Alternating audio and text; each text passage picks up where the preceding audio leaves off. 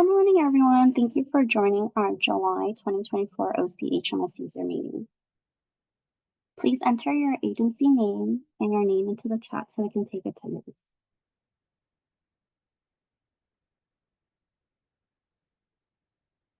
The following items are the topic we'll cover in this meeting. We will provide an update on CS assessment forms, an update on the HMS consent form, a reminder regarding the HMS agency audit, a review of the data quality reports that is also included in the agency audit, a help desk ticket reminder, some guidance regarding project setup, about funding, an update regarding SAGE APR, HMS Part 2, recertification, HMS Data Standard Interactive Tool, Dropbox cleanup, project performance reports overview, and an update on the upcoming project performance report. And we have a update regarding a holiday, and we'll have some time for Q&A for topics discussed in the meeting and office hours. If we have time, we'll cover general HMS functionality questions in office hours. Armando? Hi, good morning, everybody. We want to inform everyone that the individual coordinated entry system and the family coordinated entry system housing needs assessment forms translated in Spanish and Vietnamese and translated into Spanish and Vietnamese have both been updated, and they're both currently available on our website. On the screen is the navigation path for how to get to these documents.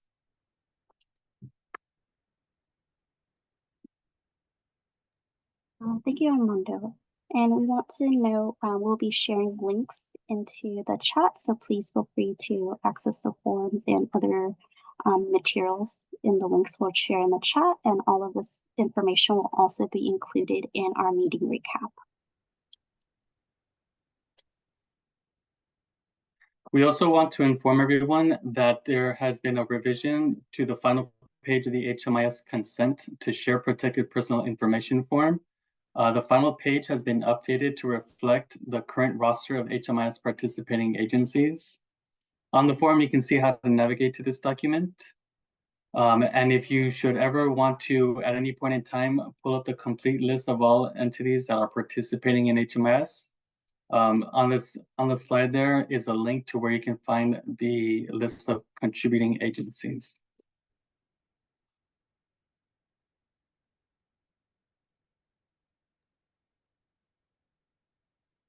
Thank you, Armando. I don't see any questions for the two topics you covered, so we'll move forward. And then we spoke on this item during the June user meeting, but we want to share these updates again as another reminder. The HMIS Help Desk has begun conducting the agency audits for 2024. And if we haven't already, our Help Desk is going to be reaching out to your agency at least 2 weeks before the available audit meeting options, so that agency administrators have a few options to choose from for scheduling their audit, and so that each respective agency has time to prepare for their audit. We ask as a reminder for all agency administrators to please be on the lookout for our scheduling email for scheduling your agency's 2024 agency audit. Thank you, Armando. And to clarify, as Armando mentioned, we're rolling out the 2024 agency audit starting in July.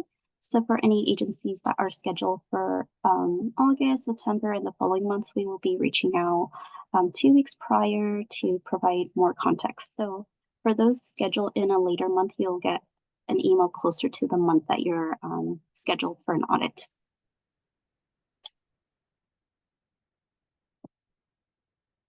One new aspect of this year's agency audits is that the Help Desk is going to be collecting digital signatures on the 2 HMIS agency agreements, the ones listed on the screen. So we're asking that once agency administrators receive the scheduling email from the Help Desk, we ask that they please respond in a timely fashion, providing us with their executive director's contact email, so that our team can have those documentation sent directly to the executive director to collect their digital signature.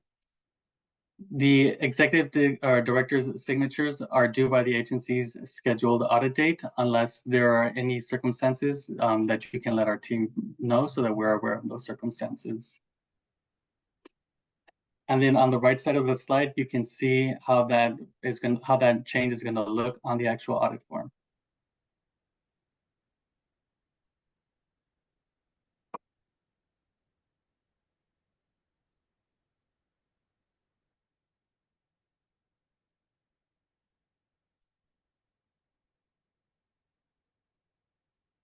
As a refresher for agency administrators that have currently participated in the HMIS agency audit process, and for those AAs that are new to the process, going through the agency audit for the first time, we're letting folks know that they will need to review those attached files that are included on the audit form. These reports, they contain information such as the agency's current roster of active users, which are the currently active projects, the current bed inventory for each project, and users within your agency that are receiving correspondence from the 211 help desk. We're asking for the administrators to please review the reports and complete the audit form questionnaire 2 business days prior to their scheduled audit meeting, so that the help desk has enough time to review these notes and best go over the revision during the actual HMIS audit meeting. To review your agency's project setup, you can refer to our knowledge base article. On the screen is a link, and the link will also be included in the recap notes for how to access the agency setup review dashboard in HMIS. Thank you, Armando. And just a friendly reminder to users that the agency setup review dashboard is available for each agency to run as needed to review to ensure your project is set up appropriately. And if there are new funding source, it's helpful to run the report to ensure the updated funding source is included. And if you see any missing information, such as new funding that should be applied, that's when you should be sending us a ticket, letting us know to update your funding source, if there's any changes to bed inventory.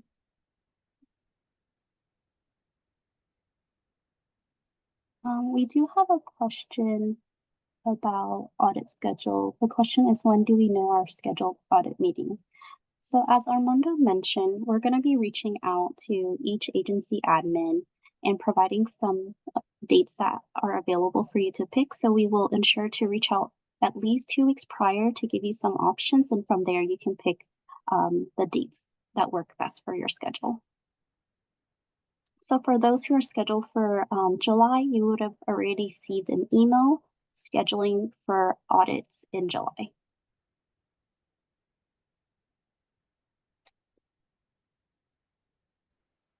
Another element that's new for this year's HMIS agency audits that wasn't part of the process in years prior is that we're asking for agencies to please review the reports that we're sending them. Specifically, these reports are going to be added into each agency's respective Dropbox folder. The 3 main elements that we're asking for the administrators to verify for are overlapping enrollments by project type, any head of household enrollment errors, and any duplicate client records. So again, we're asking for the administrators to review the reports that are being uploaded in the agency's Dropbox folder. These are going to be added prior to the scheduled audit meeting. However, we're asking for administrators to please submit ticket or a ticket to the help desk to address any of the errors that are brought to their attention. During the actual agency audit meeting, we're happy to go over any questions that the administrator may have in looking over these reports. However, the agency audit meeting won't be necessarily the final place where these errors are addressed and resolved. Rather, we're asking for the AAs to submit a help desk or a ticket to the help desk so that we can confirm that these have been resolved or provide any additional follow-up as needed.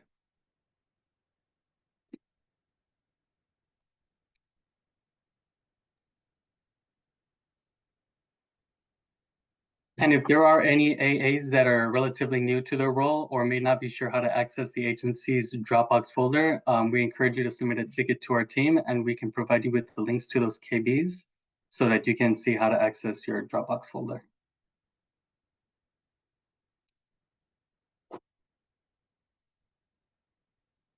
Thank you, Armando. I don't see any questions coming in regarding the agency audit, so we'll move forward for now. Diana? Good morning, everyone. We'll be going over data quality reports that are included in the agency audit. But these reports can be run any time of year to check your data quality and correct any data entry errors that your agency might have. The first two reports we'll be going over can be found under the Reports tab, Data Analysis, and Built-in Reports. The first one is the LSA Data Cleanup Overlapping Enrollment. This report highlights clients that should not have overlapping residential project enrollments. An overlap in residential project enrollments would read as a client is physically in 2 beds at the same time. If a client was enrolled into emergency shelter, safe haven, transitional housing, or permanent housing projects simultaneously, which could indicate either a potential programming error or that the client was not exited properly in HMIS. Next slide, please.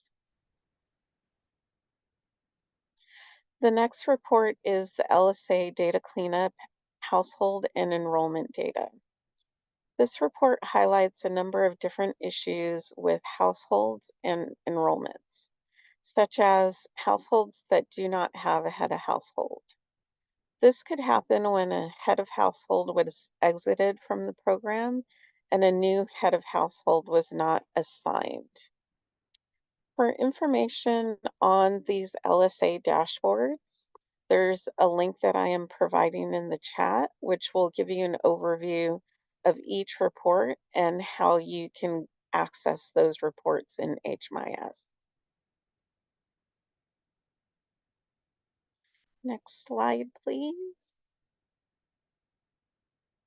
The final report we'll be going through is the duplicate client report. This can be found in the reports library.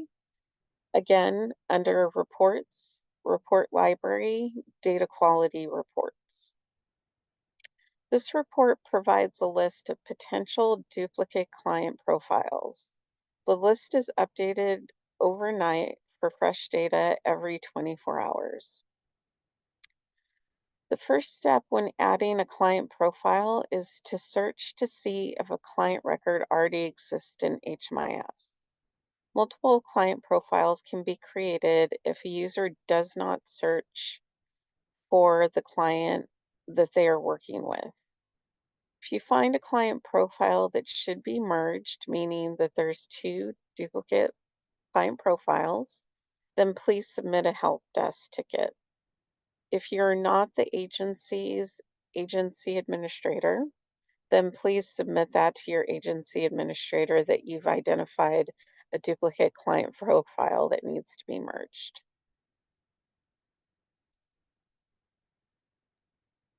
And I am providing some links regarding how to identify a duplicate client profile and searching for a client record and how to submit an HMIS help desk ticket.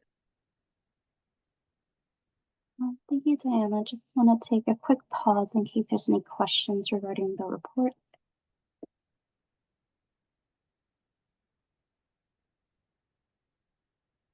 If you have a question, feel free to add that into the chat or unmute yourself if you have any questions regarding any topics that we cover today.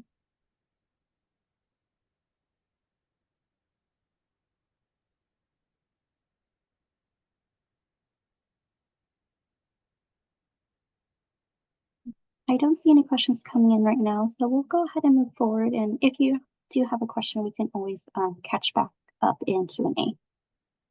Thank you, Diana. Could you please share the next topic? Okay, so we are going to be covering the help desk ticket reminder. We've been receiving a lot of ticket submissions from non-agency administrators. If you have a question or an issue, please contact your agency administrator. This is so HMIS has access to only the AAs that can assist with questions, concerns, and are made aware of any changes to their program. So basically, so that we can only have only 1 or 2 contacts per agency and they're aware of any changes. Things to keep in mind, only agency administrators should submit tickets to the HMIS Help Desk. Agency administrators, when you are submitting a help desk ticket, please provide all the necessary details so we can support you with your ticket. For example, if you have a question about a report, please please include any filters that you're using on the report, as well as the report name. And if there's an issue with the client, please provide only the client IDs. We also want to ensure that you only provide client IDs and not provide any personal identifying information in the tickets or the attachments. If you need to submit a form, please refer to the links available on the 4 agency projects currently set up in HMIS. To request a status for an update on a ticket you've already submitted, please reply to the ticket you've already submitted to reduce the number of duplicate tickets.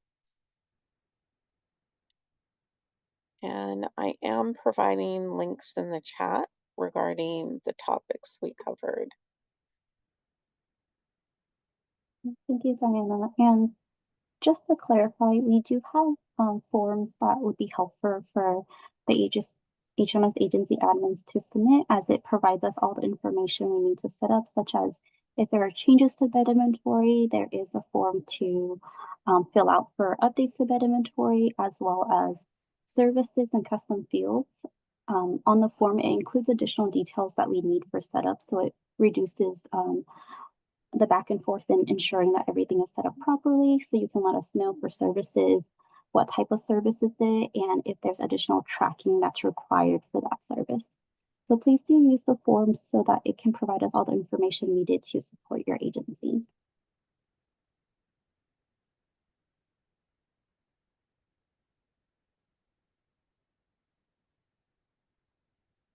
Diana, I don't see any questions coming in for this topic, so we'll move forward. Okay. So we wanted to go over project setups and funding. The HMIS team wanted to offer additional guidance to accurately set up your project's funding source. With more complex funding, such as No Place Like Home, the HMIS team will need information regarding grant identifiers. If you have multiple funding sources, we will need to know if any of these grants require separate reporting. There are links and guides that are offered for additional information to support to ensure eligible program component is selected per the funding source. There's also an additional comment section on the form where you can identify information that would be helpful for the setup.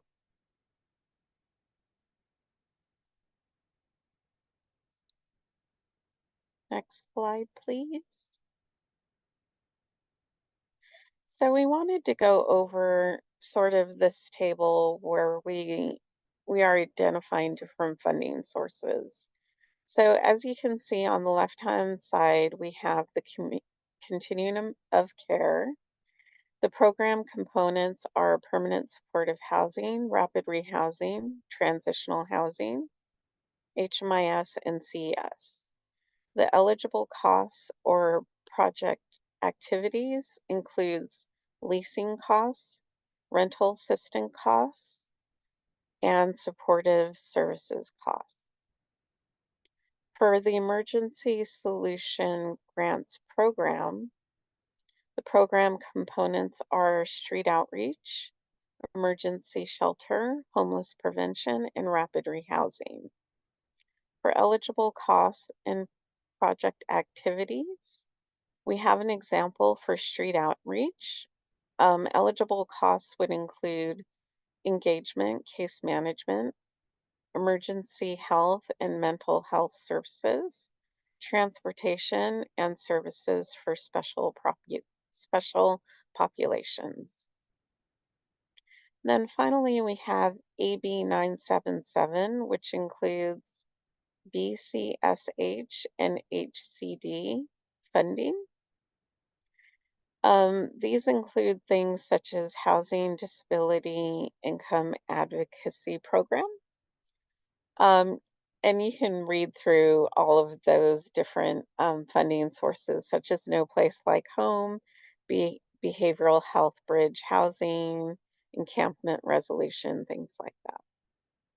So as far as the program components for these particular funding sources, you should review the guide for additional details. For example, HDAP funding should be applied to almost all projects except permanent housing only.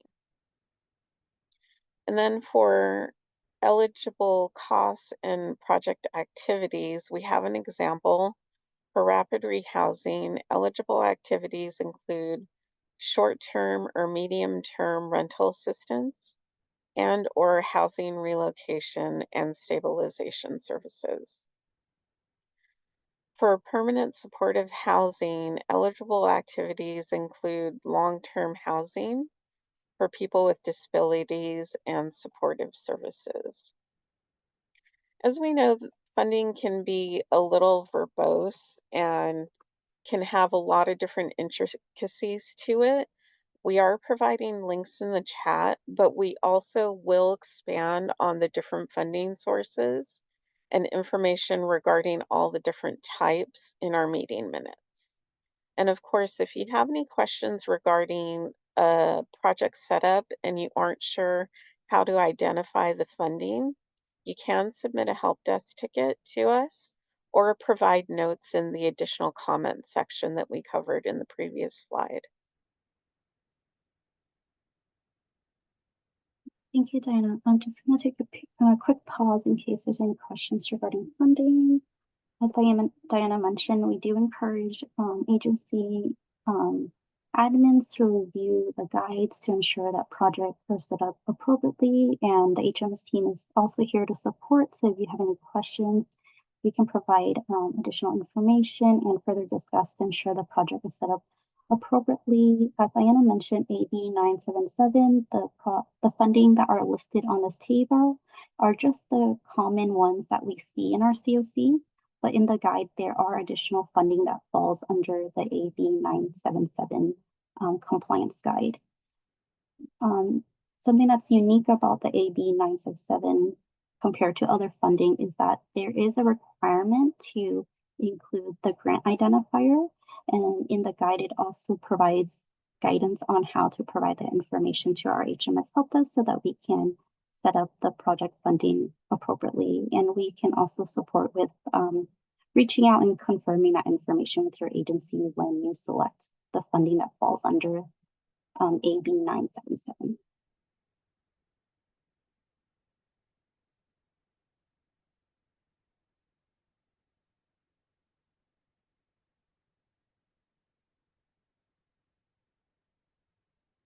And I don't see any questions right now, so we can move forward. But if there are any questions, we'll catch up in Q&A. Thank you, Diana. Hugo?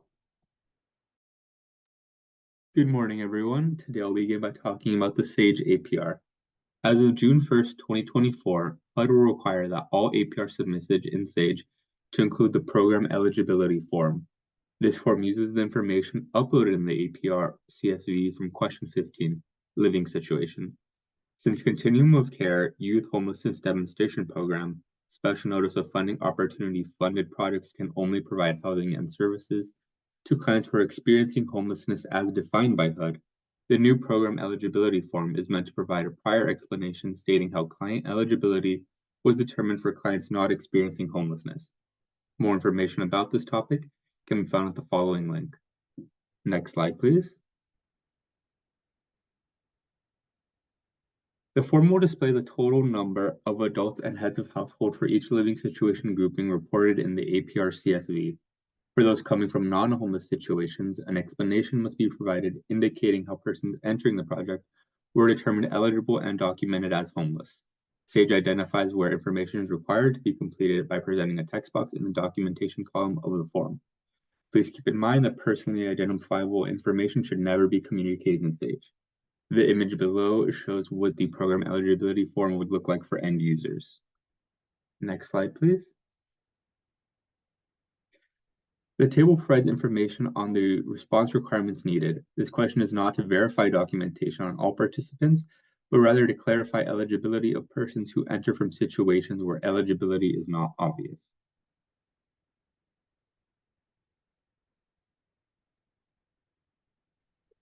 Thank you, Hugo. We'll just take a couple seconds to see if we have any questions.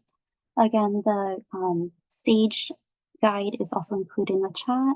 Feel free to review for those who report APR in SAGE.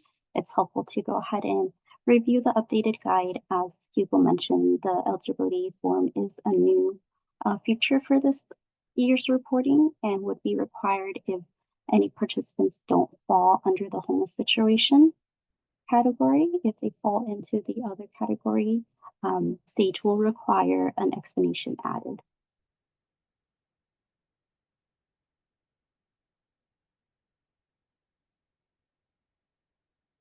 And just a note, this would occur after uploading the APR report. So when you're uploading the APR, that's when you have access to the eligibility form.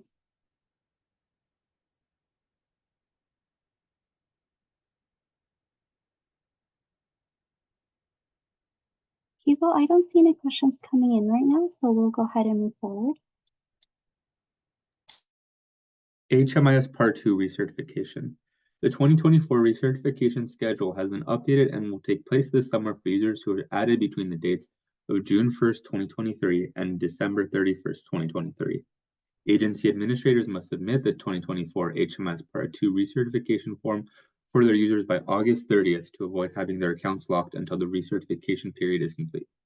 Users with read-only accounts or accounts created on or after January 1st are excluded from this requirement. Moving forward, the HMIS Part 2 recertifications will take place in July.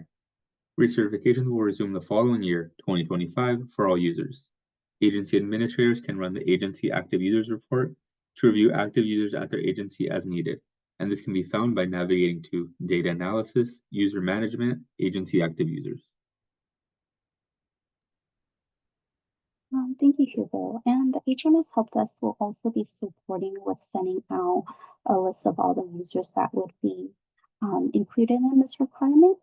So for all the agency admins, please keep an eye out. We will be sending out an email to provide additional details. The user list will be uploaded into each agency's Dropbox so that you could review all the users that fall into the time frame of June 2023 to December 2023 that would be required to participate in this year's recertification.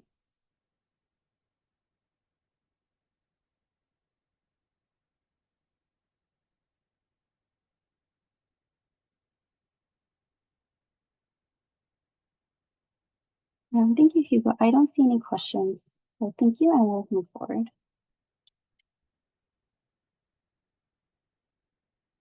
The HMS Help Desk wanted to share that the HMS Data Standard Interactive Tool for fiscal year 2024 is available, and we highly encourage users to review the materials. It is broken down by role and program. So by role, it's going to provide a variety of resources targeted to specific audience intended to support successful HMS configuration, ensuring that all projects are set up and collecting data according to HUD and federal partner requirements. Proper project setup and data collection will help ensure accurate data and system level reporting. And by program, the HMS Data Standard provides general project setup and data collection guidance for project descriptor data element and universal data element and common data elements. HUD and their federal partners each also provide project-specific HMS manual that provides additional details specific to the to the partner's agency and per the funding source. So you'll see guidance by role. There is additional details for those who are entering HMS data and also specific materials for our partners who are victim service provider agency. And guidance by program, depending on the funding source, there's additional materials to ensure that you're collecting data for each funding source, such as COC or ESG, and the additional funding listed on the slide.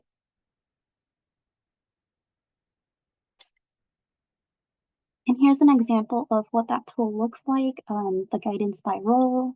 When you're selecting the role you want to review, you can expand to see the additional materials listed and available for users to review. We highly encourage agencies to include this into your staff training or onboarding. It's a very helpful tool for users to review to get started in HMS, and is also a helpful refresher to review HMS data standard and client-centered guides that HUD produced. And thank you, Diana, for adding that link into the chat. Again, all the materials that we'll be covering will also be included in our meeting recap and will be posted on our website.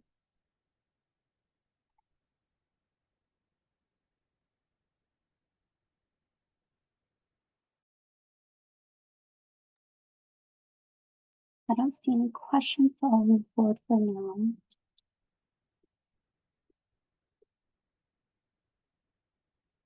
Dropbox cleanup, we just wanted to let our HMS agency admin provide an update that it's time for the biannual cleanup. So we're going to be having agencies review the files that are saved in their agency Dropbox. If there's any files that you would like to keep, please ensure to download it by July 19th. The HMS team will be going into Dropbox July 22nd to remove any outdated files.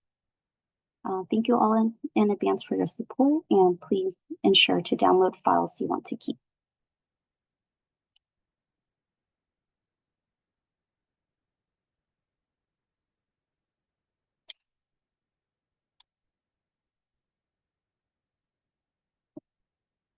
We had some questions regarding project performance report and the schedule, so we wanted to share the schedule that is included in the overview document.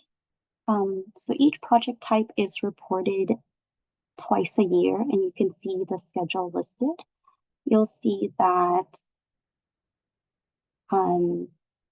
for this upcoming project type that's going to be reported on is emergency shelter.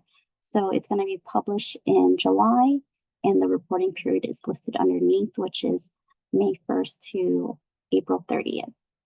And the upcoming report that will be published in August is street outreach, and the reporting period is listed underneath. So for we'll be sending out draft data prior to the report being published.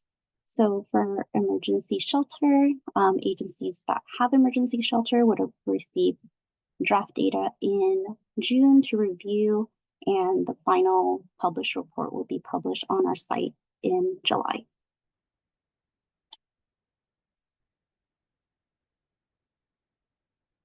We also wanted to go over some of the goals that agencies had questions about. We wanted to highlight goal 10 in this meeting: ensure clients don't fall back into homelessness after being housed. The information that's listed on the slide is also included in the overview document. The goal is to ensure clients are not returning to the homeless system after they have been placed in permanent housing destination. For homeless prevention is ensuring that clients don't enter the homeless system after exiting to a permanent housing destination. The universe is clients that exit the project to a permanent housing destination during the reporting period. Something to note is that goal 10 is going to look at 2 years of data instead of 1. So for the reporting period time frame, include the previous year to that current year that we're reporting on.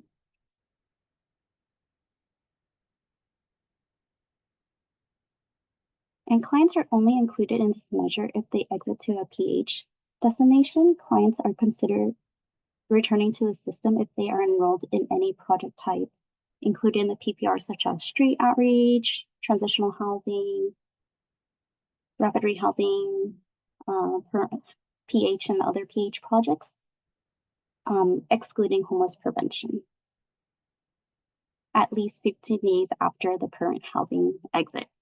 So for situation where the participant is transferring between a project, ensure that that time frame is reflected in their exit and enrollment. So it should be either 14 days or less. Otherwise, if it's plus 15 days plus, it's going to show that they're returning to the system. Usually a transfer should be within a day. The exit and enrollment should be, there should only be a 1 day difference if the participant is transferring between two projects.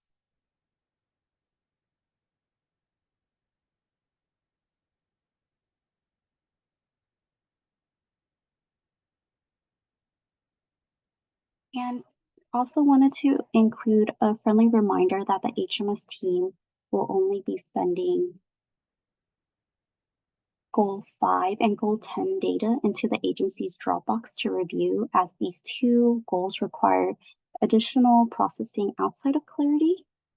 The rest of goals that are applicable to the project type is available in Clarity for your agency to run. And you'll be accessing that through data analysis, OC Clarity System Report, and navigating down to the project performance report. And you'll see that there's a dashboard version and also a client details version.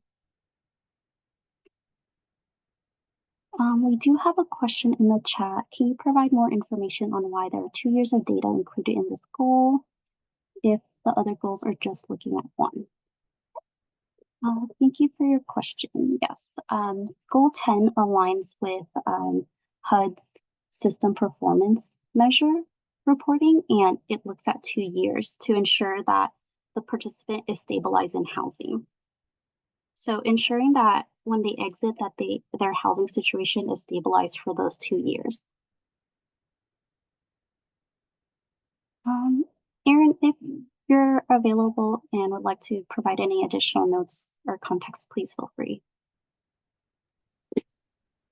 Hi, I think you mostly covered it. I would just add that in the system performance measures, it's looking at the client's exit, and then it gives them at least a year to return, because if we're only looking at a year of data and they exit, towards the end of that reporting period, then there isn't enough time to see if that return has occurred. And so that's why there's a wider time frame for that measure specifically.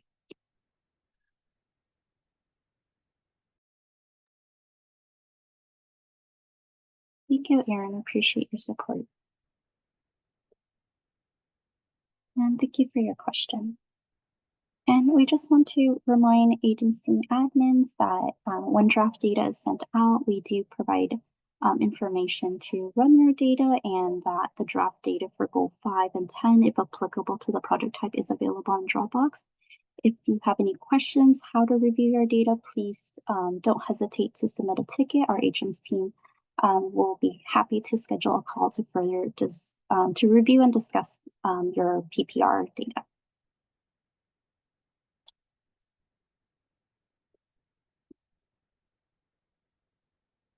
As mentioned, based off of our schedule, our emergency shelter PPR will be published in the upcoming weeks. We'll be sending out a newsletter as well as posting on our website when the published report is available. Corrections for street outreach will be sent out by the end of week. So for agencies that have street outreach projects, please keep an eye out for that email to review your draft data. We also included a link to the project performance overview for you to review as you're reviewing each goal. The overview provides context, clients that are included in the measure, science that may be excluded in the measure, and what each goal is and the threshold for each goal per project type.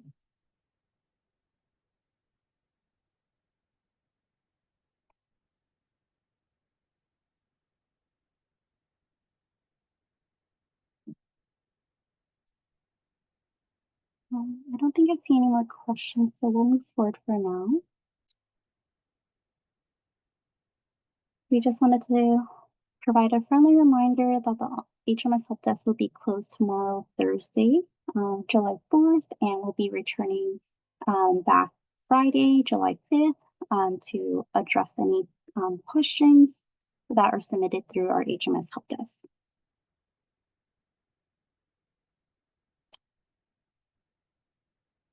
And for those who join us later in the meeting, please enter your name and agency name so that we can take attendance.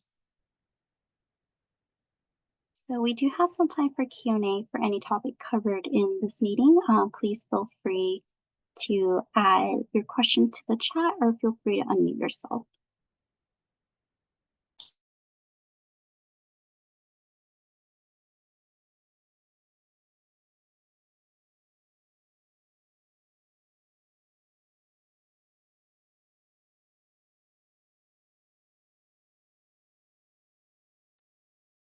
I did see a question come in if the slides will be available, and yes, the recording of the meeting as well as the slides and meeting minute will be sent out in a newsletter recap, as well as it will be saved on our website. Diana, could you grab our meeting materials that's on our website and add that into chat? So after every meeting, we upload all this material onto our website. So you'll see on our website, we already have our previous month materials. And for July, it will be uploaded shortly.